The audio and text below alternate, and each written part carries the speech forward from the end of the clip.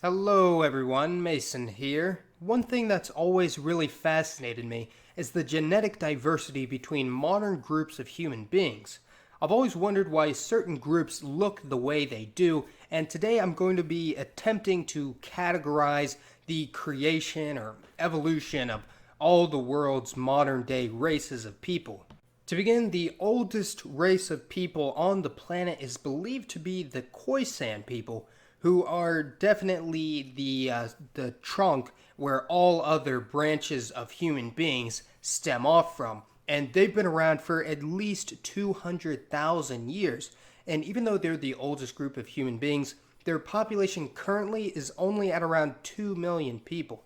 And now the major ethnicities in this group would include the Nama, the San, and the Khoikhoi, which is how they get their name. It's a combination of Khoi and San, although some anthropologists and linguists sort of protest the combination of these two groups into one common category. And the Khoisan today live mostly in southern Africa, like Namibia, Botswana, South Africa, and Angola to a certain extent. They don't really have any major diaspora in any region of the world, but the largest group of Khoisan outside of Africa would probably be in the United States because that's where most immigration from southern Africa goes to.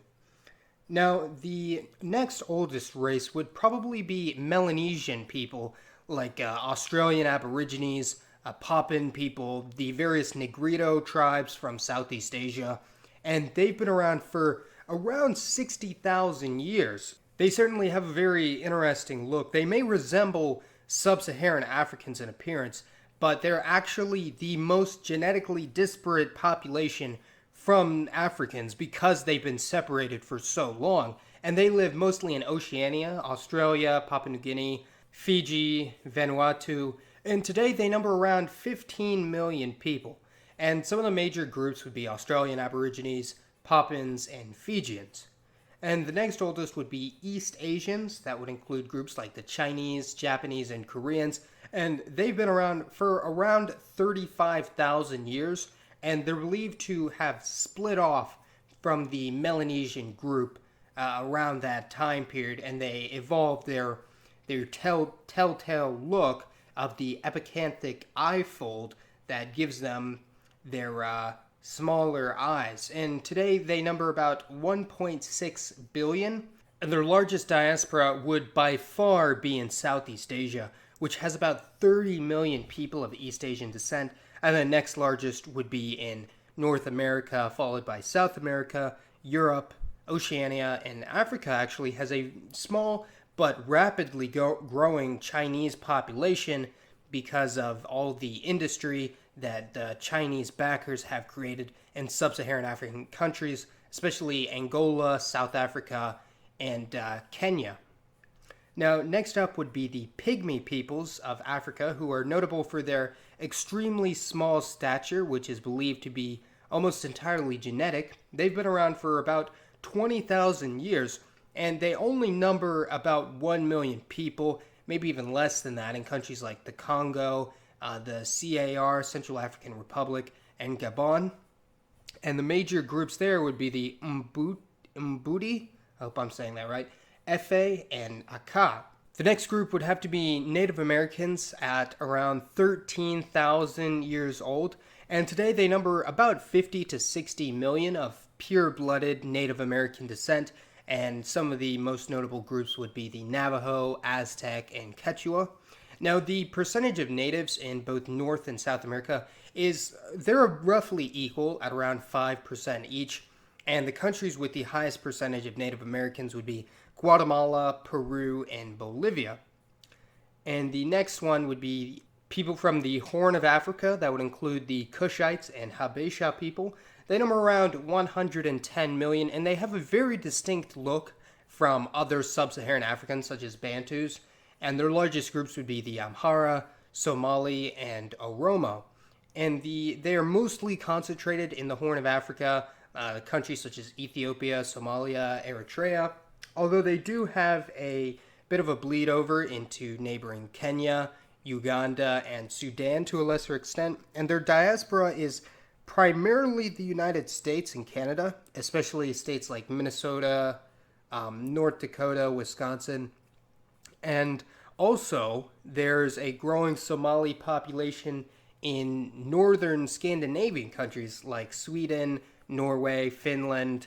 So, what's interesting, what's funny actually, is Minnesota has the largest percentage of Scandinavian Americans. And they also like to travel to Scandinavia, even though they live in a very hot, humid climate. I don't know why they like to live in the cold.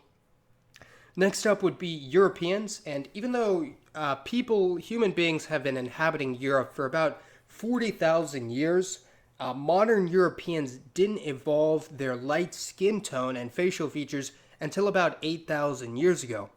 Now, today, Europeans number about 1.3 billion people, predominantly, of course, in Europe, Russia, the United States, really all of North America, South America, but especially in the southern cone, that being Chile, Argentina, Uruguay, and the southern part of Brazil, Australia, New Zealand, and a scattering of Europeans in Africa and some Asian countries. The largest groups would be the Russians, Germans, and Italians. Now, next up, the Middle Easterners. It's believed that they didn't look the way they did until about 6,000 years ago, even though people have been inhabiting the Middle East for at least 100,000 years, which is the first place that humans first migrated from when they left Africa. Today, they number about 600 million people, and some of the largest groups would be the Arabs, Persians, and the Turks. The largest diaspora would be in Latin America, as we've covered in previous videos, although there is a very large growing population in the United States, Oceania, Sub-Saharan Africa, especially the neighboring countries in West Africa, and also in Europe, although people have their opinions on that. Now, next up would be Southeast Asians, who also are believed to have been created about 6,000 years ago when Austronesian settlers from Taiwan traveled south through the Philippines and then populated all of Indonesia, Malaysia, and then probably, we're not sure yet on this, but anthropologists and linguists believe that Austronesians probably traveled up through Thailand and populated countries like Vietnam, Cambodia, and Laos. Today, they also number about 600 million people, and the largest groups would be the Javanese, Thai, and Vietnamese. Their largest diasporas would be by far in the United States, with about 5 million people of some degree of Southeast Asian descent, and then to neighboring Australia. Now, next up would be the Bantus, who actually are the dominant group in Africa today, and they were formed about 5,000 years ago, and today number about 800 million people around the globe.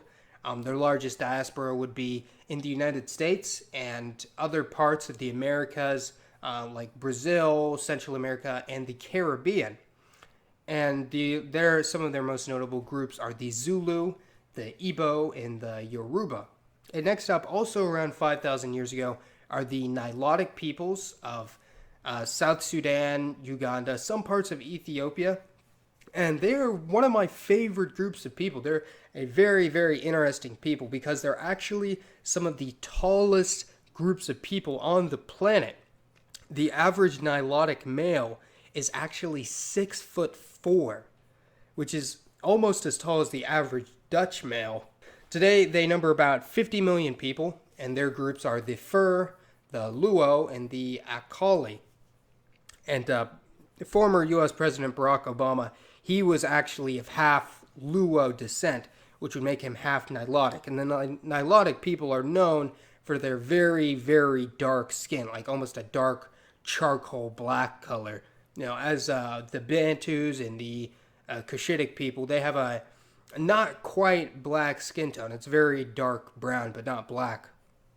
Next up, South Asians. This is a bit tricky because people have been inhabiting South Asia for tens of thousands of years, but really, they probably didn't look the way they do now until about 4,000 years ago with the Indo-Aryan migration from the north, and they mixed with the native Dravidian peoples there. So today, Indo-Aryans number about 1.4 billion, and their largest groups are the Marathi, Punjabi, and Bengali. And Dravidians number about 200 million, and their groups are the Tamil, Telugu, and Malayali, also known as Molu. And the largest group of South Asians outside of South Asia would have to be in the Middle East, especially the Persian Gulf countries such as the UAE, Bahrain, Saudi Arabia, Qatar. And also in the United States, there's a massively growing South Asian population. Trust me, the university I go to has a lot of Indians, Pakistanis, Bengalis. There's also a growing South Asian population in Europe and sub-Saharan Africa.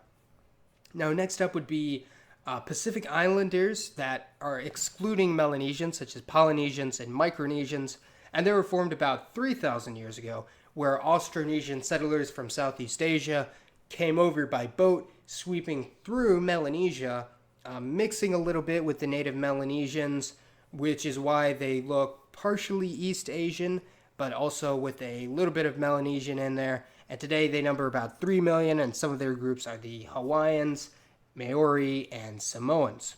Now we're getting into the territory that these groups are fairly new, so it is unsure whether they would be considered their own racial category or just a mix of races.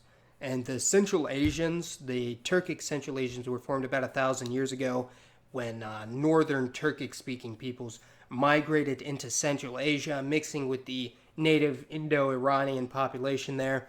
And today they number about 70 million, and that would include the Kazakhs, Uzbeks, and Turkmen, and their largest diaspora would be in Russia, followed by the United States. And next up are the Mestizos, who are a mix of Europeans, mostly from the Iberian Peninsula, that being Spaniards and Portuguese, and various Native American tribes who could be from literally anywhere in Latin America. So they could be Quechua, Aztec, Mayan, and they were created about 500 years ago as soon as the Europeans landed in the American continents. And they number about 160 million people today. And, major groups would be Mexican Mestizos, Colombian Mestizos, or maybe Honduran Mestizos. And next up, another Latin American group, the Pardo people from Brazil. They were created about 400 years ago when Portuguese, African slaves, and Native Americans mixed. And today, their average genetic makeup is around 60% European, 25% African, and 15% Native American, which is really interesting. It makes them a sort of tri-racial population that gives them their own look. They number about 90 million people, and they're pretty much only found in Brazil, except for a small expatriate Brazilian population in the United States. Now, I realize racial identification is much more complicated than how I just described it, but I really love learning about the different races of the world and what makes them unique, their unique traits. Like I said, the Pygmy peoples of sub-Saharan Africa, they're the shortest people in the world, and they're right next to the Nilotic people, who are the tallest people in the world. It's really fascinating to learn about. So go ahead and let me know your thoughts on the formation of the world's modern races, why they look the way they do, why they evolved or adapted to have these unique traits for the different regions of the world that they live in. And hey guys, I really, really appreciate all the positivity you guys have been bringing to my channel. Again, my other channel is just blowing up in popularity. It means a lot. And so thank you very much. Leave me your thoughts in the comments. Thanks for watching, everyone. I'll see you next time.